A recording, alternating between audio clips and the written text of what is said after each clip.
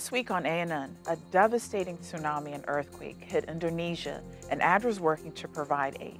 The Seventh-day Adventist Church in North America holds a two-day End It Now summit on abuse. And Montemorelos University takes steps to be a greener campus. These stories and more coming up.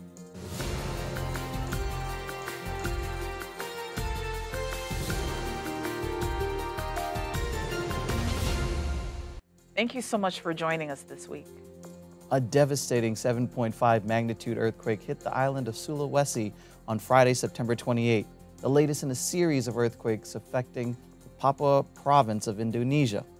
The Indonesia National Disaster Management Agency, or INDM, confirms the death toll has climbed to more than 800 people, with the unconfirmed number of injured and missing civilians continuing to grow. 72 hours after the earthquake, authorities are still attempting to recover more bodies as search and rescue efforts continue. This has now been recognized as the deadliest earthquake registered this year. INDM has confirmed more than 2 million people were affected by the disaster. According to reports, most fatalities and injuries were caused by falling debris and tsunami waves. The trembling started Friday when consecutive tremors hit the central Sulawesi province, triggering a 3-meter-high tsunami heading to the shores of Donggala, Palu, and Mamuju. More than 130 aftershocks were also recorded. 13 districts from the province of Donggala Regency and 8 districts from Palu City were exposed to 6 or 7-degree earthquakes on the modified Mercalli intensity scale. In just 3 months, Indonesia has experienced several earthquakes, including a 6.9 quake in Lombok in August. Island inhabitants are still trying to recover. Adventists in the city of Palu were confirmed to be affected by the earthquake. According to local Adventist leaders, several members have died. Some survived by running to a higher elevation. The Adventist Church in the southern Asia-Pacific region invites everyone to pray for families significantly affected by this earthquake. The church is also finding ways on how to possibly extend assistance to survivors of this tragedy. The Adventist Development and Relief Agency, ADRA, in Indonesia is now closely coordinating with local officials to extend assistance and assess how to attend to over 350,000 civilians in Palu who were affected by this tragedy. ADRA Indonesia is working closely with local disaster management agencies in conducting rapid assessments to determine primary needs of victims and survivors. After an assessment, ADRA plans to distribute food, clothing, and makeshift canopies to affected communities in Sulawesi. For more information, visit adra.org. The North American Division's two-day End It Now Summit on Abuse was recently held at their new headquarters in Columbia, Maryland. The event was organized to help equip pastors, teachers, volunteers, church staff, and members with the tools and knowledge to help end abuse within their scope of influence. As part of the church's End It Now campaign, the summit featured a number of experts ranging from church leaders and administrators to advocates, attorneys, and women who shared their personal encounters with abuse. Local pastors, leaders, teachers, and students were invited to attend presentations in Spanish on September 24 and in English on September 25. In addition, both days were live streamed on Facebook and YouTube. The Facebook live stream in Spanish received nearly 6,500 views within 48 hours of its broadcast, with 858 reaction comments and shares. The English stream received more than 5,500 views within 24 hours, with 1,223 reactions, comments, and shares.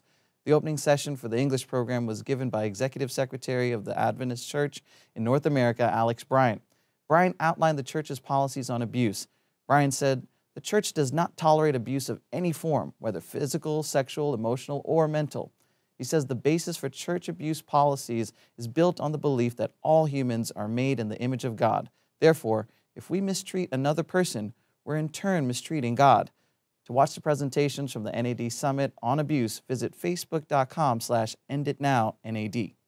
In an effort to combat pollution caused by hundreds of vehicles entering and leaving the campus every day, a group of students at Montemorelos University in Mexico have come up with a vehicle-free zone initiative that includes closing its gates for one day, once a month. Students and faculty from the School of Architecture came up with implementing vehicle-free zone activity once a year on campus 3 years ago. But this 2018 to 2019 school year, they decided it was time to implement it.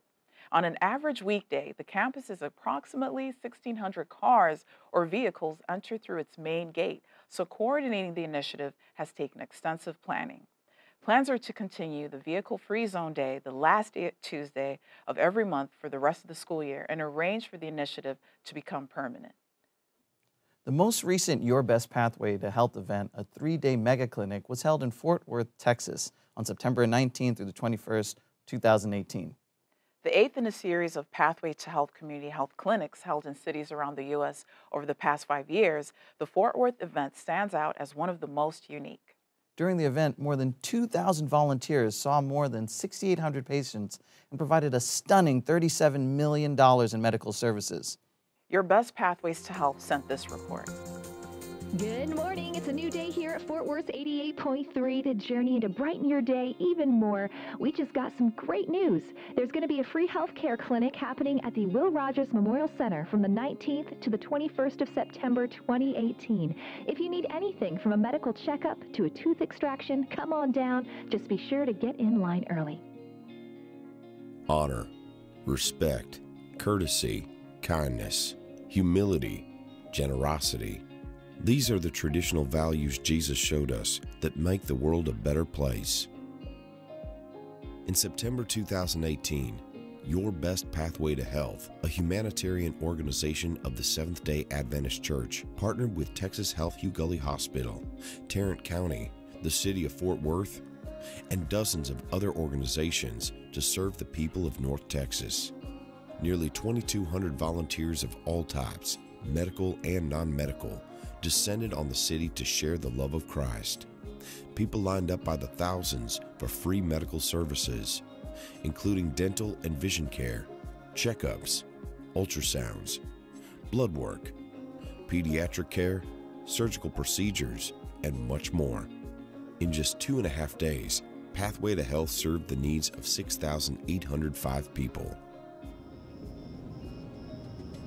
This is my fourth Pathway event. I work with the chaplaincy department, and one of the things that I had thought of for the last 3 times I've done this is, what about the people out in the line at nighttime? And I thought, yeah, I wonder what those guys do all night, so skip the hotel room. I'll just spend the night out here on the street with people. So it's been great. The big advantage of presence through the night basically was to put a human face on the organization that they hadn't seen yet. Just to walk around, pass out water, sympathize with them when it was hot and miserable out here. I think it helped to let them enter with a positive frame of mind. I really want to thank Dr. Lita Lewis and all those who decided to come to Fort Worth. They really did not know what they were doing for us. I mean, I know you've been to San Antonio, Phoenix, Los Angeles, and other cities, and the outpour has been great. But I want to thank you all for selecting Fort Worth to show us that we can do better. We should do better. We must do better. Every human being is endowed with the dignity of having been made in the image of their Creator. Every human being has infinite worth. In this world touched by pain, disease, and brokenness, sometimes we need healing. Sometimes, however, we are called to heal, even to go above and beyond for those who are physically suffering, while expecting nothing in return for ourselves. Pathway to Health came to Fort Worth, Texas to do just that. I'm really impressed with the services you offer. It's amazing. So if you're volunteering, thank you for caring about the community. Thank you for talking about people's overall health and wealth. As we work on the health of our community, it's important that people take responsibility for their own health and move forward in their journey. And all of you are doing God's work and doing a yeoman's job of it, so thank you. The very first day y'all filled up all the spots, but I was one of the last 2 people that got in. Even then, they told me they might not be able to see me, but I would be able to get an appointment for later. But I did get blessed with an appointment where, basically, I didn't think I would be able to see out of my right eye, which I haven't been able to see out of for 4 to 6 years, because I don't have $6,000 and I don't have medical insurance, and I couldn't afford to. So it was definitely a blessing. I've had people that have wanted to stop and pray with me, and people that, you could tell genuinely cared. A little bit. This is is Roxy, my baby girl. She's 4 years old. She's a therapy dog. She's trained to visit kids in hospital. Yes, because I know that I'm working in the mental health. There might be some people who someone to talk with, or play with, and she's a very good dog, very friendly. So maybe she can play with them and comfort them. This could never happen without our volunteers. They're the most intricate part of this. We have volunteers from all across the country. We've sacrificed the time and money to come. All of our volunteers have done that. They've taken time off work where they could have been on vacation and relaxing in the sun on the beach. No, we're here working to take care of our wonderful patients that have come. Our mission is to extend the healing ministry of Christ. We take Christ as our example of serving those in need, and that's what we do every day. And Pathways for Health gave us that opportunity. Even though they were only here for 3 days, the city felt different. There was more love and compassion. A burden was lifted for a moment, but the results will be felt for a long time to come. Here in Texas, we do it big, and Pathway to Health did not disappoint. Coming up, a year after Hurricane Maria hit the Caribbean, ADRA's work still goes on. But up next, Creation Sabbath is October 27. We'll tell you how you can participate. We may look, pray, read, think, worship, sing, and share differently, but we all look forward to the Sabbath, and we all look forward to the future when Jesus will come again. With this message in mind, we arrived at a core component for a new identity system, the creation grid. Regardless of what or where you are designing, you can always find information to help you communicate that we are all Seventh-day Adventists.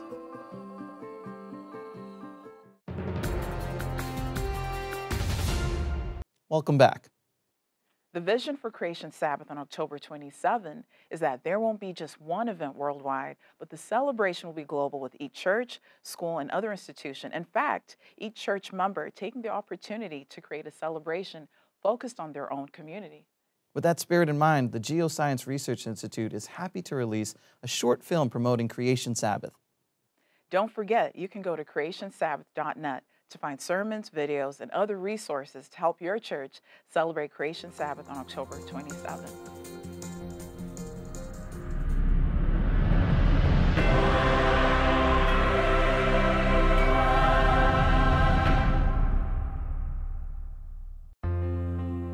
Up and down, down and up, day and night, in a never-ending cycle of toiling. Never has humanity been so busy, yet never have we been so empty. Working ourselves to despair, feeling like no one cares. You'll notice if you stop and stare. If you think about it, it's like the cycle inherent in the type of evolution that adheres to a natural explanation for the universe. A meaningless, purposeless cycle producing purposeless individuals without a sense of origin, meaning, and destiny. Going on and on and on for billions and billions of years. But I think people are not really happy. I think people are looking for a solution. And I know what that solution is. It's called the stop. The answer is in Exodus chapter 20. 6 days you shall labor and do all your work, but the seventh day is a Sabbath to the Lord your God. On it you shall not do any work, for in 6 days the Lord made the heaven and the earth, the sea and all that is in them, and rested on the seventh day. Therefore the Lord blessed the Sabbath day and made it holy. Verse 9 says, 6 days shalt thou labor, implying that God wants us to work. God does not encourage laziness. But verse 10 says, the seventh day is a Sabbath. Now that word Sabbath comes from another word that means to cease or to stop. You see, the unmoved mover, the cause without a cause, did not pause because he was tired, but he paused to celebrate his creation, what he had created. And on this day, we pause to celebrate our Creator. He gives us a sense of origin, purpose, meaning, and destiny. And you can find that in no other worldview. So, 1, 2, 3, 4, 5, 6, stop.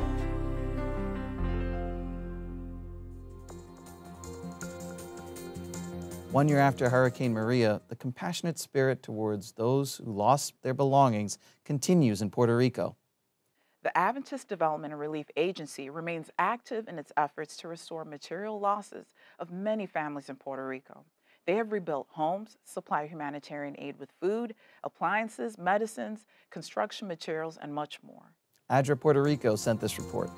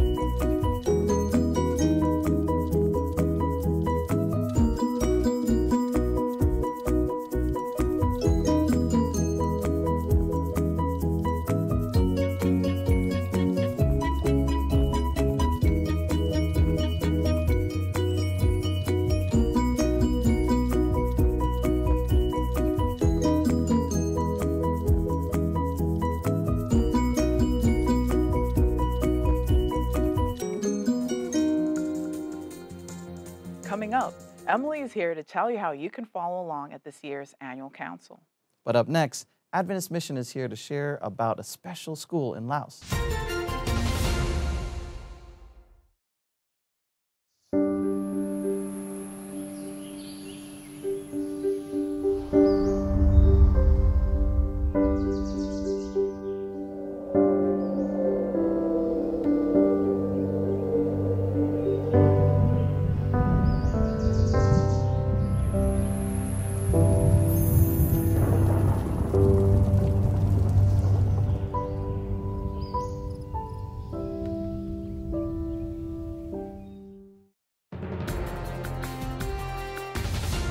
Welcome back.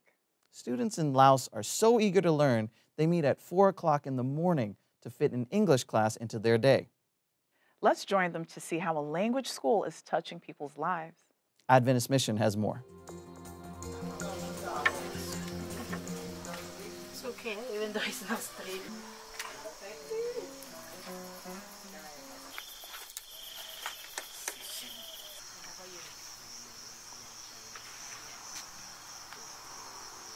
I have seen a lot of blessing in these centers. In the beginning, we don't have this 3-classroom building yet. We only teaching in the house, and we use our living room and the kitchen as a classroom. And more students coming, so we teach in the opening area outside of our house. So I think God has blessed us in many different areas.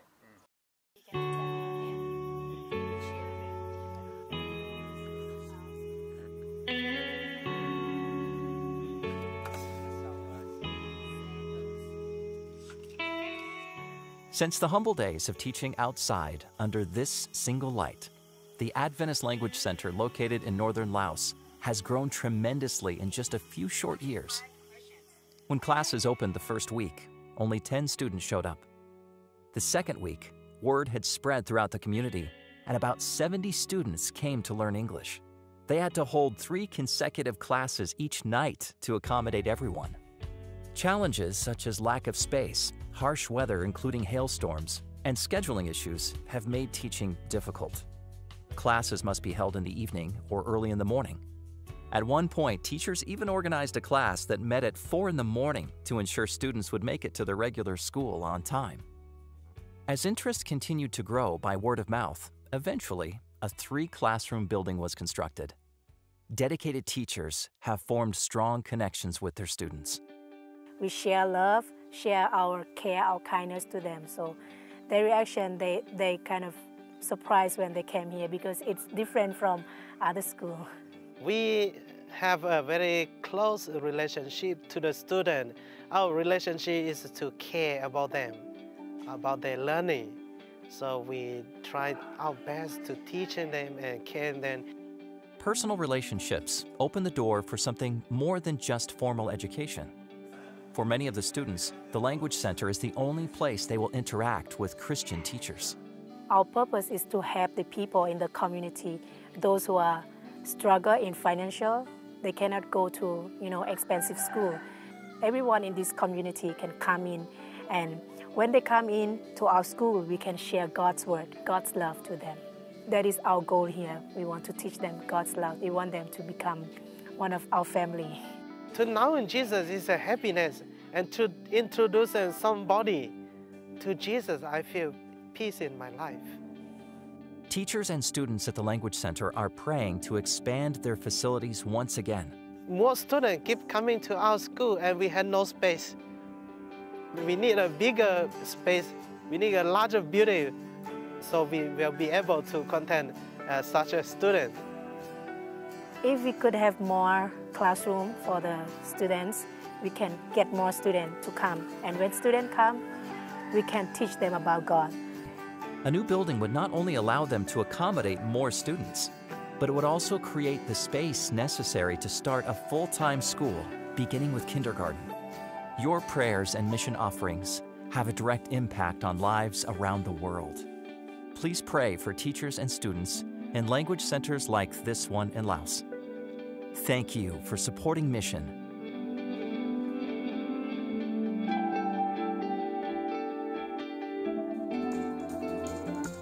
Watch this and other mission stories online by visiting AdventistMission.org, then click on videos at the top.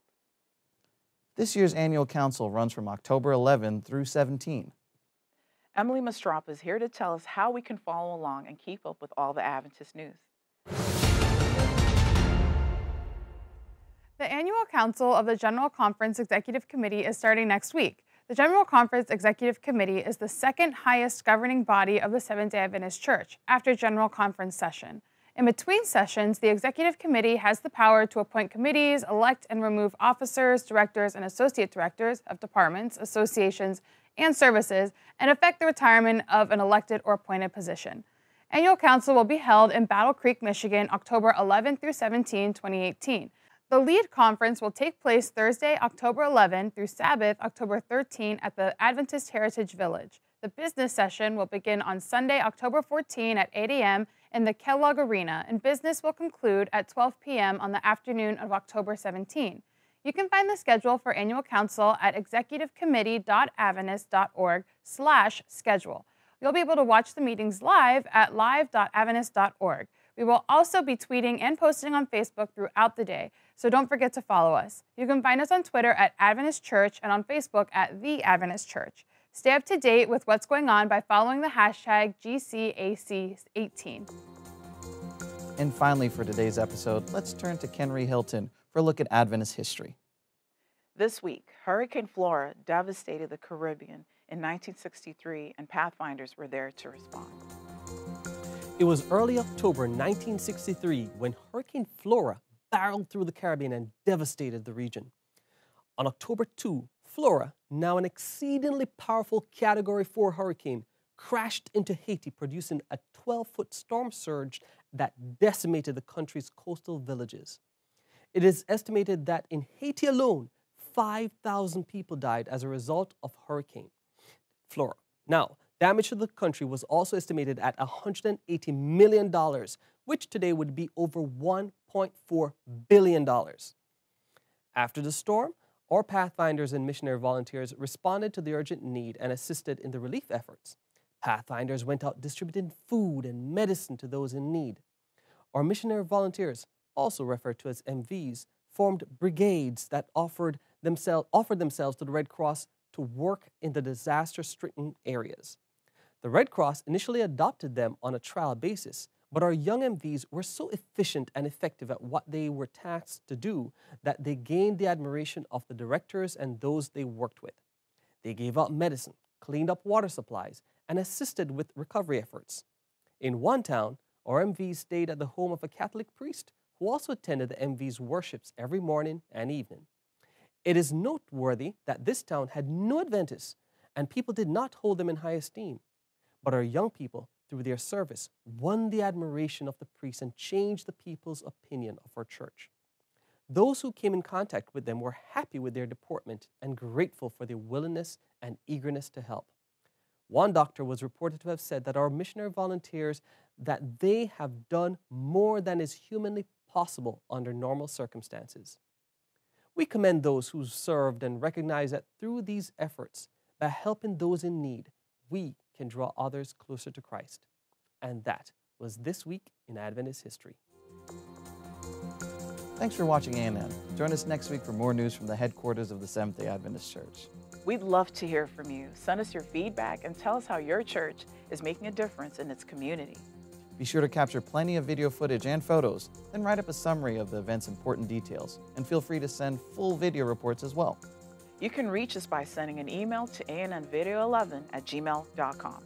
Before we say goodbye, here's some good news from the book of Psalms, chapter 33, verses 4 and 5. The passage says, "For the word of the Lord holds true, and we can trust everything he does. He loves whatever is just and good. The unfailing love of the Lord fills the earth." That's our program for this week. And remember, you can always visit news.adventist.org for daily news and videos. Until next time, God bless. Take care.